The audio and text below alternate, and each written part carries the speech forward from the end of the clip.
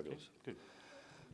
Many years, Yes, Dick. it's How good. have you been? It's good to see you as well. Dick Pleasure. Lippin of the Lippin Group. You founded your company how many years ago? 1986. So it's been a couple of, wow. Yeah, 1986. Fabulous. That was right around the time I was doing a concert with the UN called Rock for the Americas at ABC in Los Angeles. Oh, is that right? Yeah. Yeah. Things have changed over the years. They and have. all these years of doing, how many years has it been now for Nappy for you? 25. 25 this is years. so it's the 50th anniversary Yes. of Nappy. It's the 25th anniversary of our representing Nappy, and it's been a great ride. I mean, you know, we've seen the last 25 years change in the business that's Absolutely. been so dramatic, you know. And I guess that's what makes it interesting for all of us. You know, there are new players, new models, new configurations, you know. But the one thing that's really the best part about it is that there are a lot of great people in this business. Absolutely. And that's what's really nice for me. And to see a lot of these great people so many years later. Oh, yeah. You know, I remember Rod Perth when Rod was at CBS doing Right. the late night entertainment. Then he went on to USA Networks and we kept in touch. And now he's the president of Nappy. That's right. He launched Movie Watch, and then he you know, he did a lot of stuff. Yes. And I've known him for a long time, and now he's the president of Nappy. He's doing a really good job. Started in May. Right. And then said, boom, you know, get on the treadmill because you're in May, but we have a 50th anniversary coming up next January. Put the running shoes on. The good news is you're president, and the bad news is we got a 50th anniversary coming up 9 months from now. Right. So, but he's done a great job. You know, he's excited about it. You know, he's energetic about it, and he's got some great traction. He's doing well. You have done not only this convention, but many other conventions, rock bands. Right. With all your diversity in entertainment, apparel, and many other industries, where would you consider you have the most fun, if that's even a fair question? You know, I have the most fun with the people that I deal with, okay? Good answer. I never dreamed, in all honesty. I was born in Brooklyn, okay, you know, and I thought, what was I going to do with my life, right? And to see where things are today, you know, what I've been exposed to over all these years, and things that people read about every day, and they say, you know, it's talent from television and film and music and all kinds of things, and it's events and it's shows, and I never dreamed I would do any of that. Right. But the greatest dynamic for me is the people, and it's not just about the people. It's about you know, it's about going into meetings and intellectually and creatively getting really excited about it, stuff, you know. And planning the strategy, you know, like knowing the way the industry operates and knowing sort of the mindset of our business and knowing what the consumer wants, what the public wants. The opportunity to work with the kinds of people that I work with for so long now and get really turned on and get charged by it all is really probably the single most fun I have in the industry, you know, and I have in the business. And I've always said, people say, well, how long are you going to do this for? And I said, I'll do it until the time comes when I just don't feel energized anymore, when I don't feel excited about it, when I don't feel like it's challenging for me anymore. So far it is, and I think the reason it is because the nature of our business is constantly changing. Truly is. It really and if you're not changing with it, you're left behind. No, because, you know, even 5 years ago, people said, oh, the independent, you know, the role of the independent is no longer going to be as a part of this industry. Well, if anything, the role of the independent today is greater than it's been for a very long time. Why? Because one, you know, I was thinking about the other night. I said when John Malone said, "We are going to have a 500-channel universe," and everybody said, 500 channels? Right. What would you put on 500 channels? That's unbelievable. How could you have 500? And now, 500 channels. 5,000 channels. 500,000 channels. You know, exactly. with the internet and with mobile delivery. So what you find is that you have enormous expansion and distribution across all the platforms. Right. And then you have the need for content to fill it. So where the independents were thought of as, you know, not necessarily going to have a real great future, now they have a terrific future creatively because there's such a great need and demand for content. So that's exciting. When you take a look at what's transformed the world in terms of digital, its application in this industry has been remarkable. Why? Truly. YouTube, Amazon, Hulu, Netflix, Apple, one after another is entering the business.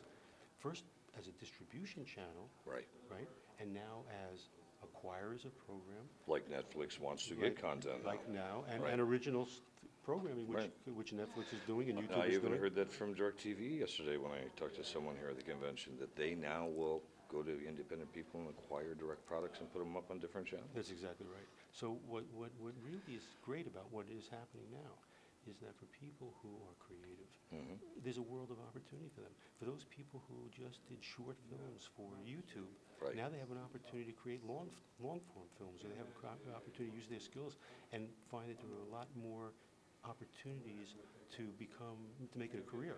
Not just, a 30-second video on YouTube, they can make it actually a career. So that's great. The economic side of it is as exciting, because now the demand for product and for content is so great that the prices that are being paid to people, the creators of that content, are now really pretty strong. And there's tremendous competition to get the good product on to that distribution. So when I look at what NAPI is, and with this conference in Miami, there's one thing that really does ring a lot truer than it has for a long time. Part of the problem between technology and entertainment is, in a strange way, they were speaking different languages. Right. Technology believed it could stand on its own and create its own destiny. Entertainment wasn't quite sure what to make of technology. In some respects, thought, especially in terms of the areas of piracy and stuff like that, that was like a dangerous area. The greatest thing that's starting to happen is that they're starting to talk to each other and listen to each other. Okay? Absolutely are. And they're starting to realize that it's in their mutual best interest to get to know each other better. Okay? So that's what you're starting to see more of, because technology can't create what creators of content can do. And creators of content can't create technological delivery systems the way that technology companies do. So they're starting to get together much closer. And I think by doing that, they're going to both fare out a lot better in the long run. Well, and clearly, broadcasters weren't thinking 20 years ago. I would dare say even a lot of them 15 years ago.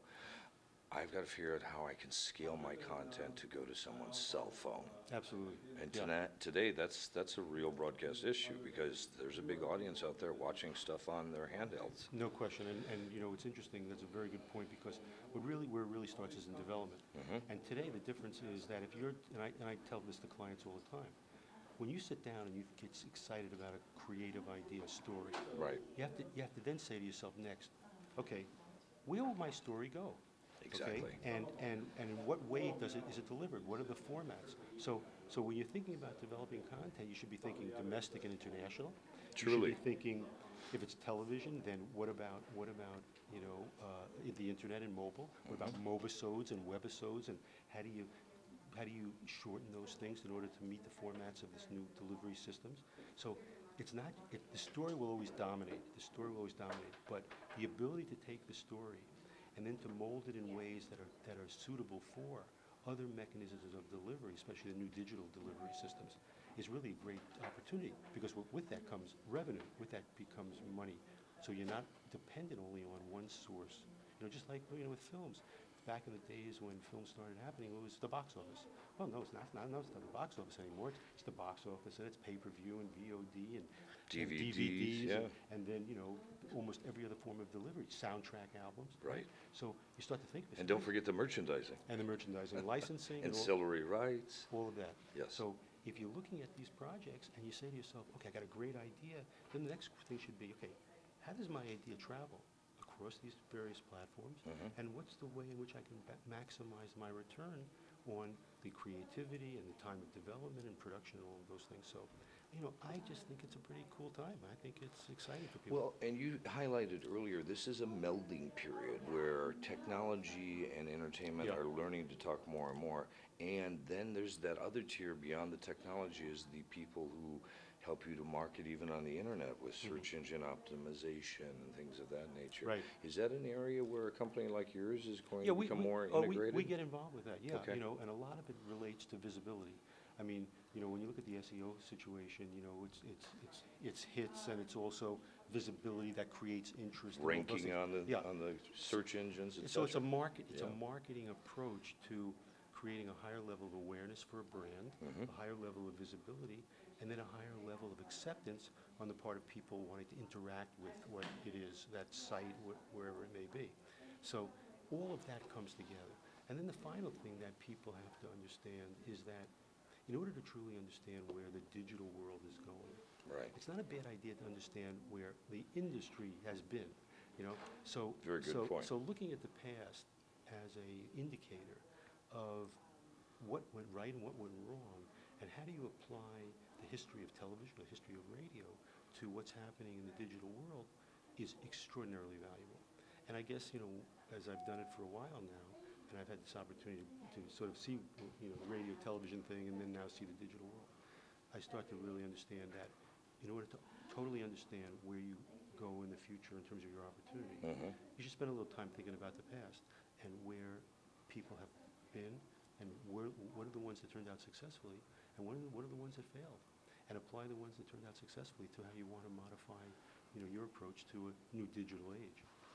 It's interesting because in that same thought pattern, you know, there were the naysayers about cable in the Yeah, early exactly. days. Nobody And look at cable today. Yeah. There were the naysayers about, oh, who would want a satellite dish on their house? And now look at the size of Sirius or DirecTV or whatever. Yeah. And now we're into the app world where everybody's downloading stuff and doing stuff even faster.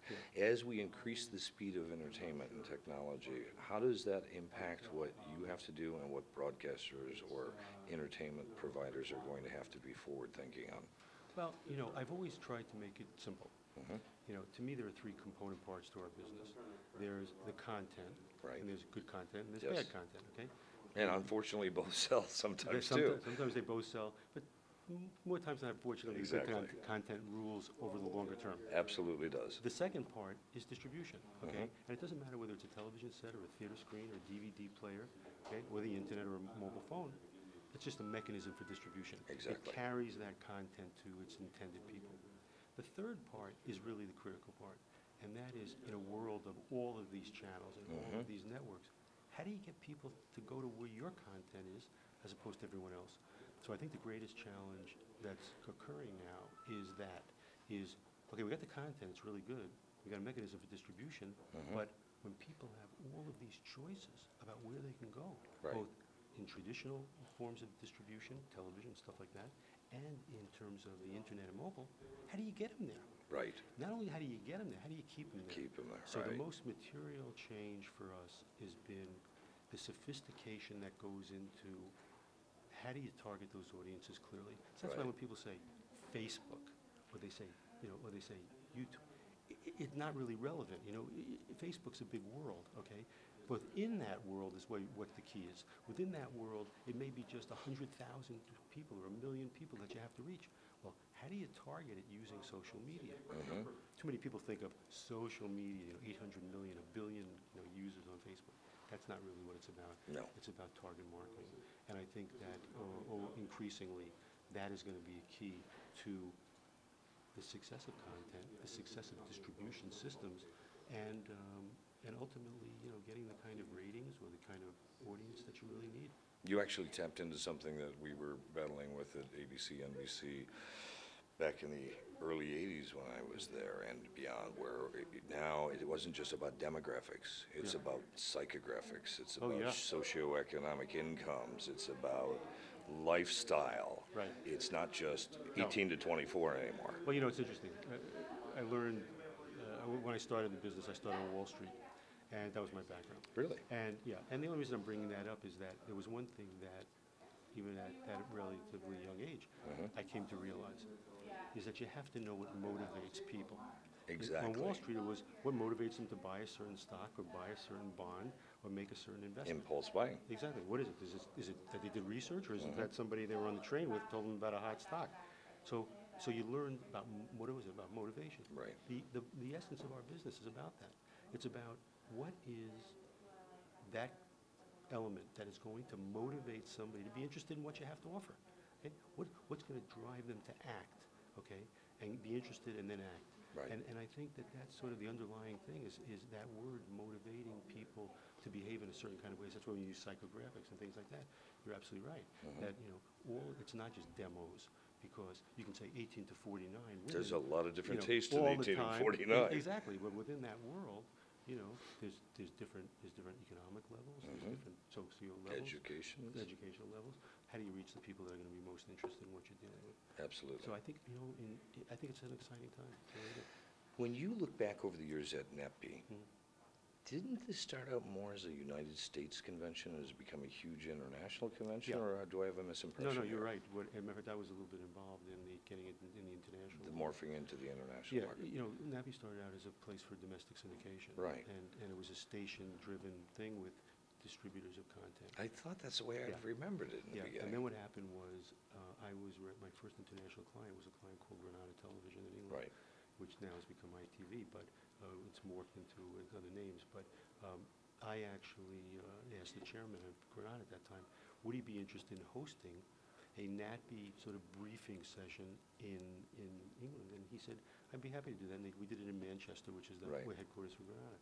And from Europe came a lot of people who were in the distribution or the programming business. Right. And that ultimately led to NAPI becoming, you know, one of the international conferences today. But you're right in saying that originally it was a domestic conference. Yeah.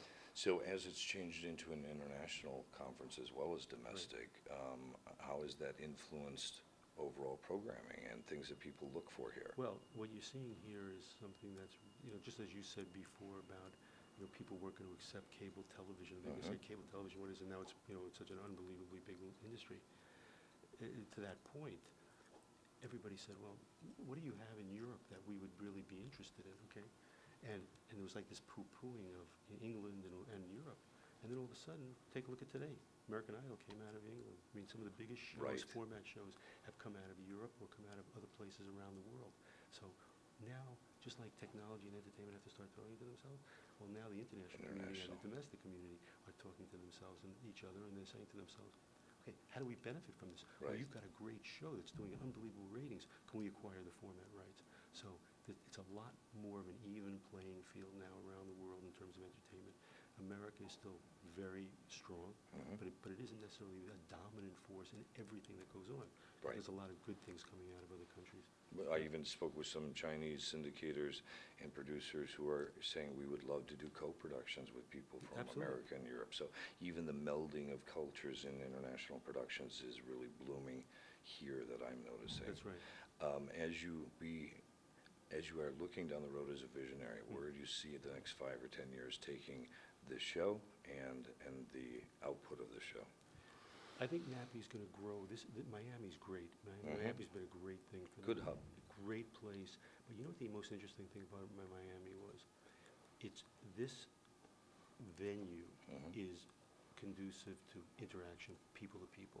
Right. Okay. You see them in the hallways. You see them in the lobby. You see them outside.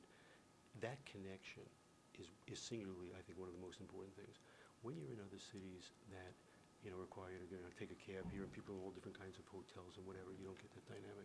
So one is, I think, that NAPI's going to grow because the word of mouth is going to be really strong coming out of this, as it was last year out of Miami. Yes.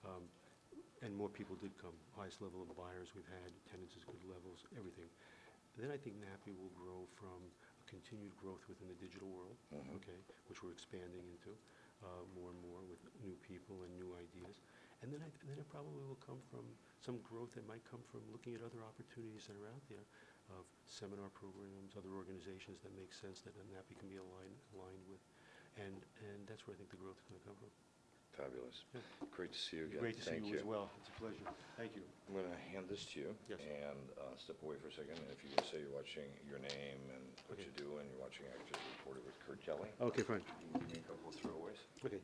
Hi, this is Dick Lippin. I'm the chairman of the, what's that? Okay. Let me just.